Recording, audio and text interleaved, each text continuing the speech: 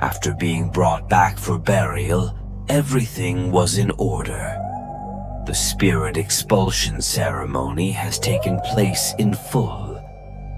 The first strange thing happened on the first day when the 3 children were taken to the field to be buried. The sky was beautiful that day. When all 3 coffins were brought out, the wind began to rise. Dark clouds were gathering, and strong gusts of wind shook all 3 coffins. It took a long time to get these coffins to the cemetery. The grave had already been dug. After putting the coffins down to prepare for some kind of ceremony to prepare for the burial, the mother of one of the 3 boys, it's so natural. It's crude to say it, but that pattern is like a fish running out of water and like a person struggling to avoid drowning in the water. After struggling for a while, she started to stand up. Her eyes were half open.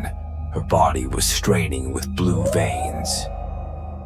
This girl started to hold her neck with both hands.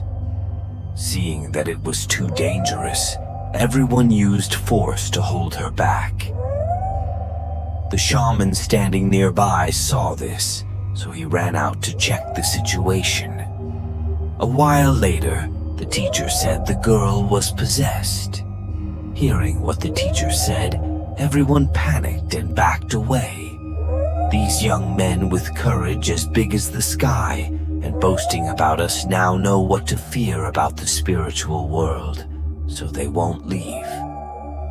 In the cemetery, there was only the crying of the family of 3 children, and the other girl, hearing that she was possessed, gradually became more and more crazy. She got up and punched the 2 neighbors in the face who were brutalizing her. Her strength is very strange at this time. Normally, she clearly has bone and joint disease, so she can't move quickly like this. But now he quickly knocked out the 2 tall guys. Seeing this, the shaman immediately took a talisman from his pocket, recited the spell for a while, and then threw it at the possessed person. She screamed as if in great pain, then struggled again and fainted. It began to rain and soil began to be quickly shoveled to fill the 3 graves. People began to gradually disperse to avoid the increasingly heavy rain. The cemetery now only has the teacher and a few workers outside in the rain making graves. Things started to get scarier on the second day after carrying the 3 children. It was late in the evening, and the children in the neighborhood continued to play together. Then everyone screamed loudly and ran away. Some ran and lost their pants, some ran and threw away their sandals, and some ran and cried. When they got home, they told their parents.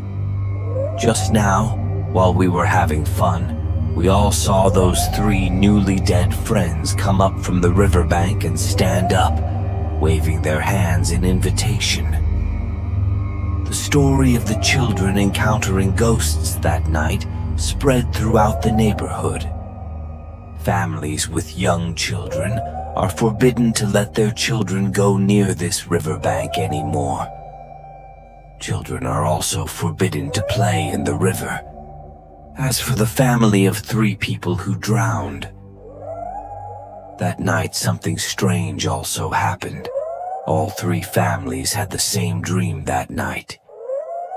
Their child came back to find them with a bloated, rotten body, crawling with maggots, standing outside the gate with a body of a woman over 3 meters tall with dark green long nails standing behind her, smiling widely.